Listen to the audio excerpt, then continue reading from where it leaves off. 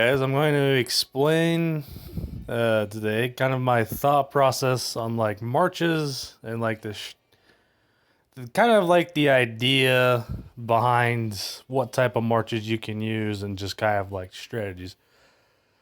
So I think there's like four different kinds of marches you can go for, like strategy wise, and I'm just going to kind of explain the setups I have here and like the science behind them and why I have picking what I have. I know all the officer combinations aren't the best I have, but it's just kind of what I've been trying to salvage out of mistakes I made and stuff like that.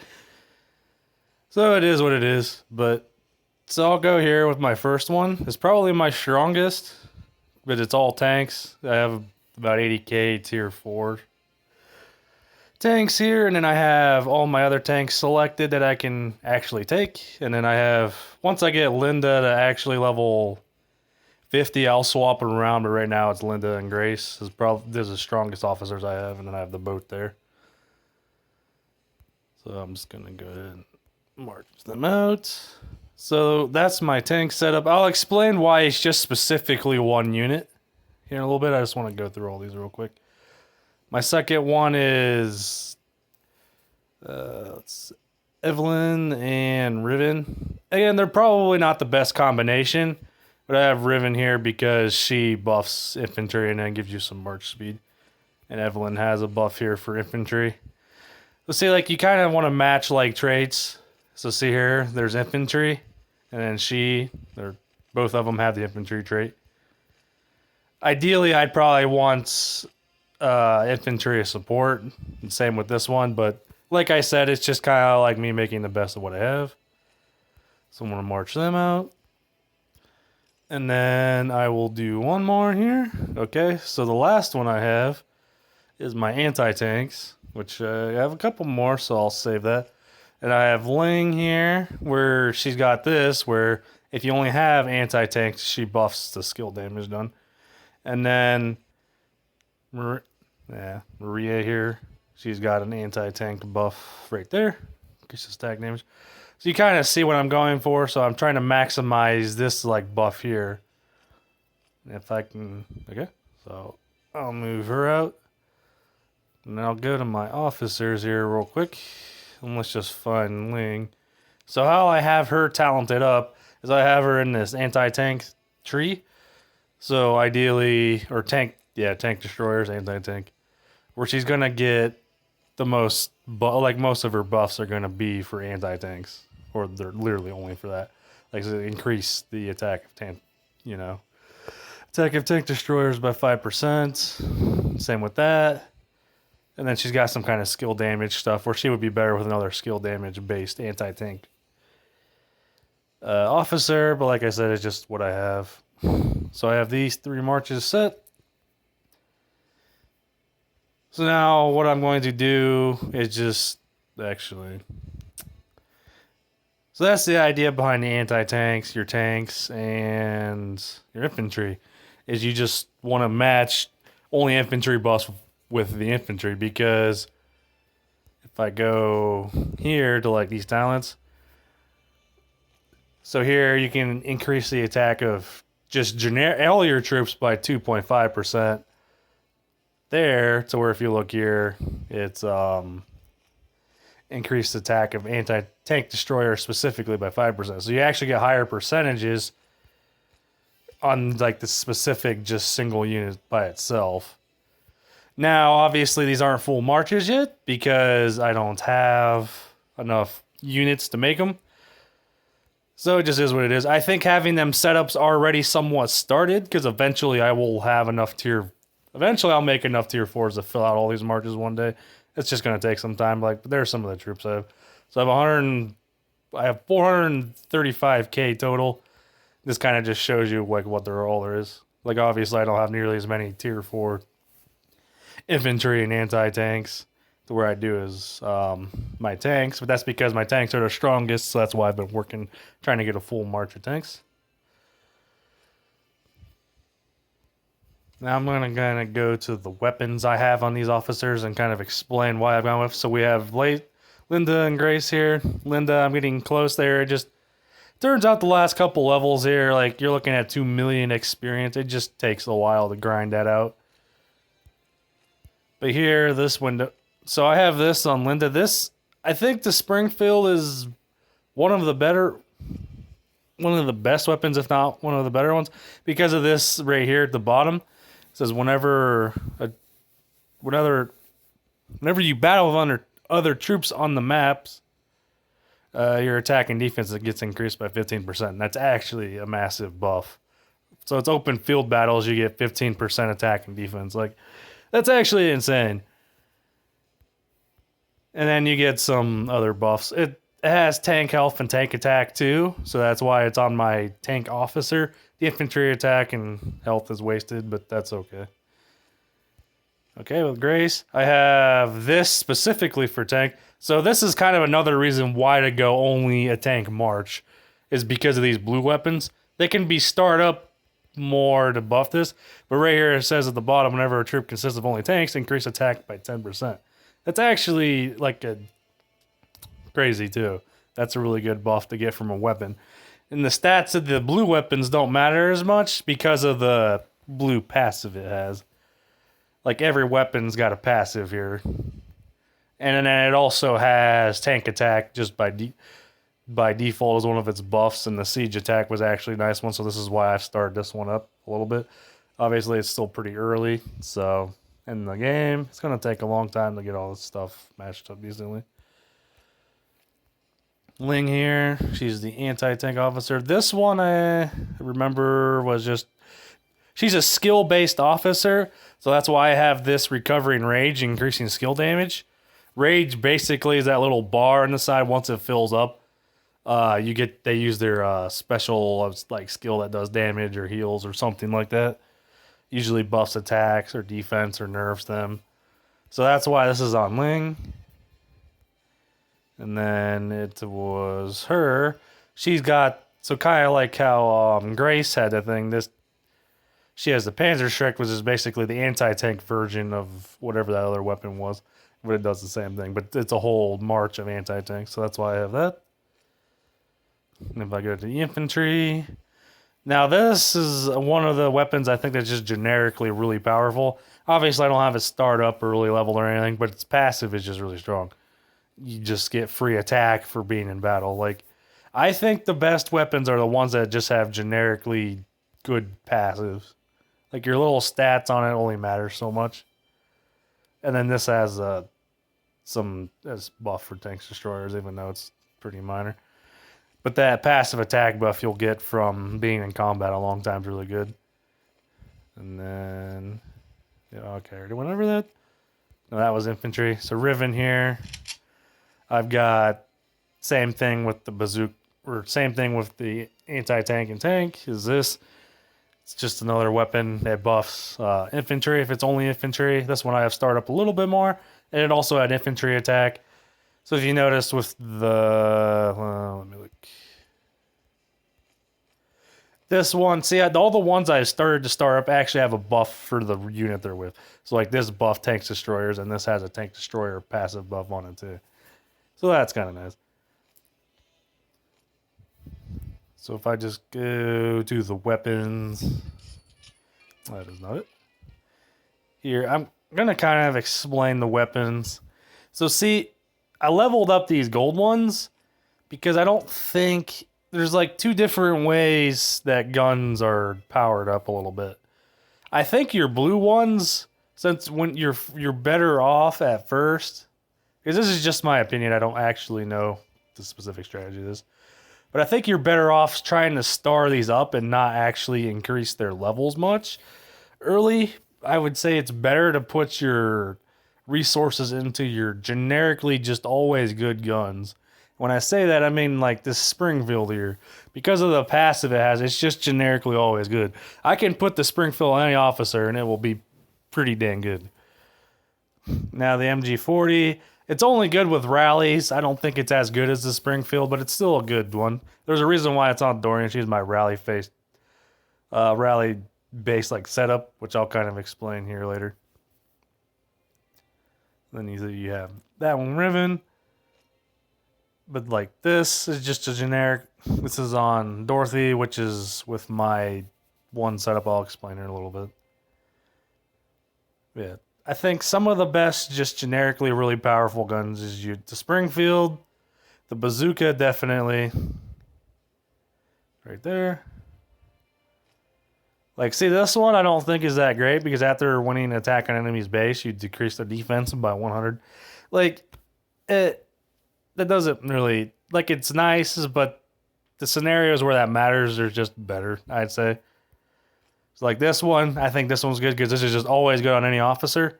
So those are the ones you might want to consider, like, leveling up specifically. See, now that I think about it, instead of leveling this one up, I probably would have leveled up the bazooka a little bit instead, but oh well. That's just kind of the idea. Now with like the blue ones, you'll get more of these. I think just going for the star up to get this really good passive on it. To get the really good passive is the strategy to go for there. And then I have like, this is just for like, I have this on like a gathering officer so they can just move pretty fast. Same with that one. And I have a second one of those. Actually, they're not on any officers right now, but that was the goal with this. And then this, if I go up here, this destroyer. So there's a thing you can buy. Okay, this is one. This is on my gathering officer that I have. This is one that you can buy from a package, and it actually saves you just a lot of resources long term. But the pack, like when you get it from the offer, it's already at 5 stars. So that's here why it reduces everything by 500,000 whenever you build a new building. And that's just the amount of like use I've gotten out of this already is actually just wonderful. So if I scroll here, I have another one, but see how it's only 50,000 versus 500,000. So there's actually a big difference, but it's not startup at all. See, like I can probably just decompose this because I can't use this for anything else now. So if I go here, so if I go to star up, like it's already full. I can't add anything to it. So my other copies of this gun don't do anything. But the way you star up your guns is I need more Springfields to upgrade this gun here. And that's basically how that works. So that's why like some of these blue ones I've able to star up like once or twice because I was able to get a bunch of them. Yeah, I'm just going to go ahead and decompose this because this effect doesn't even stack, so there's really no reason to even have these two. We'll just go ahead and do that. So actually I got a bunch of weapon enhancing mods. So here's what they'll do. So if I go here, so I think this gun's definitely worth leveling up. Yeah, I'll just go ahead and level this one up. So you go enhance, auto select. So it has all those, and now I can take it from 17 to 18. Let's go ahead and do that. And there you go. So now it's infantry. Okay. Attack got increased a little bit. That probably won't even matter. But that's the thought process behind the weapons and like the setups with the officers. So if we go here, I'll kind of... Okay, so that's these 3 marches here. Just to try to make this short. So I'm going to return all these. And then show you the 4th march or like strategy I think you can go for, which is like the everything unit. So this one specifically tanks, infantry, anti-tanks. They're maybe not the best setups for it, but they have the right idea. It's specifically going for one unit because eventually, once this game goes on long enough, I will have 200k anti-tanks. It's just going to take time for that to happen. But I have enough like here to, I mean, it's 101 out of 150. Like, that's okay.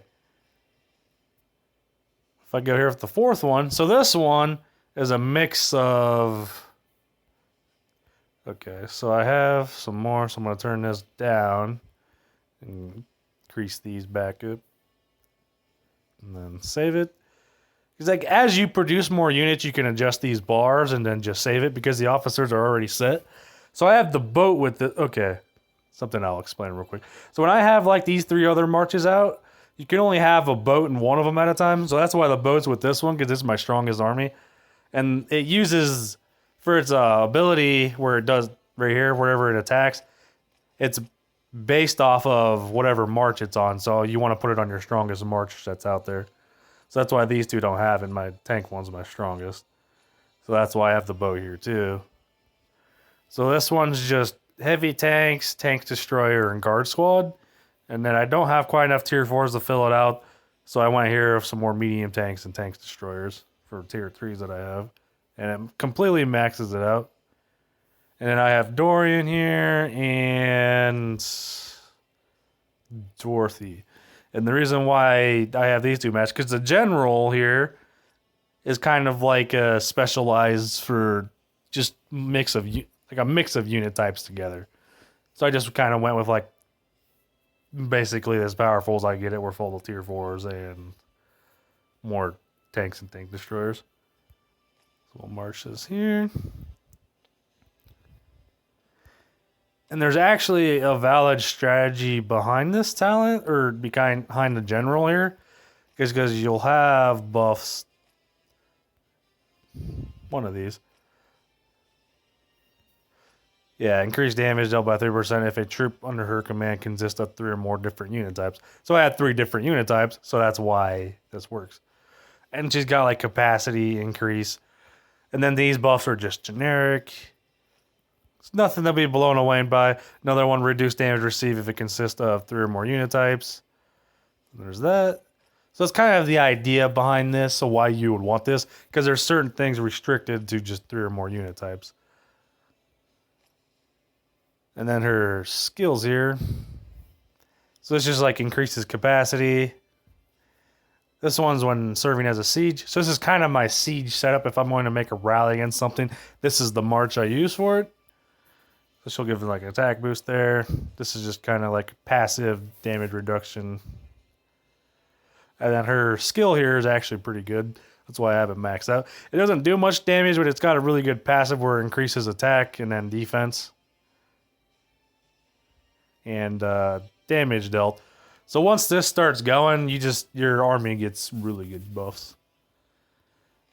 So I have Dorothy here as the second one, because to be fair, my other option, really, I would want to put this officer with her, because she's a general and she has a really good rank skill here, where this would match really nicely with what I'm doing, but I do not have the resources to level her up. So since I already had Dorothy somewhat invested, I invested more in her to get her some rank skills, because the talents don't matter until they're awakened. So basically, once I'm trying to awaken is like, so my rank skills are maxed out on her, and once you hit level 50, whenever you have her as a second officer, you will get all of her talents will be active when she's a second officer. So all these buffs here, so this skill where I have 40 set 43, and then this tank, which where I'll have, I think once you max it out, I can pretty much go all the way down this and finish it out and into the jungler a little bit. That's a big deal. This is a lot of buffs just to have active. But if you don't have that active, the best thing you can do is have one with good rank skills, because the talents really don't matter on the second one if they're not active. It just matters with the rank skills. So if I go with Dorothy here, her rank skills. So this one's nice. It just gives you some march speed and increases the damage you deal against invaders and other stuff like iron behemoths. And then she gives you a box. But her abilities here, so she'll deal some damage and heal. And then this heals too. So it's like, it's nothing really matched with the strategy that I have greatly, but she's just generically decent with like the healing and then the speed increase. It's nothing that, like I said, it's not the greatest, but it's what I had, so it's what I went with. And then her gun is it's just generically alright. During normal attacks, reduce healing effects, and then increases their damage received by 5%. So that's kind of the idea I went with there. And then Dorian is actually really good at rallies, because she's a siege officer too. So that's why I have this, because this is really good with rallies.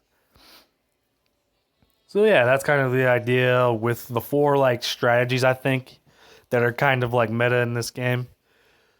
Because as it goes, it seems like, so there's a combat triangle. I'll just try to go over real quick, because I'm doing this with people in mind who actually have no idea.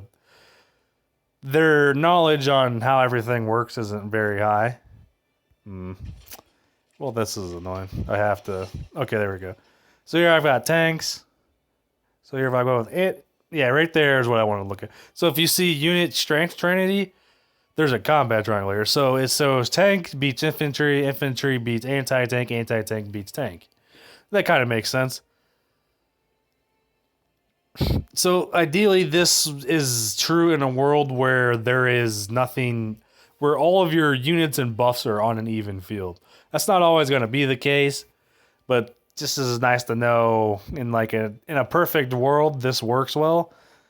There's a reason why you don't take artillery out and trying to fight, because artillery is slow, and it's just everything gets a bonus against it if you've seen there.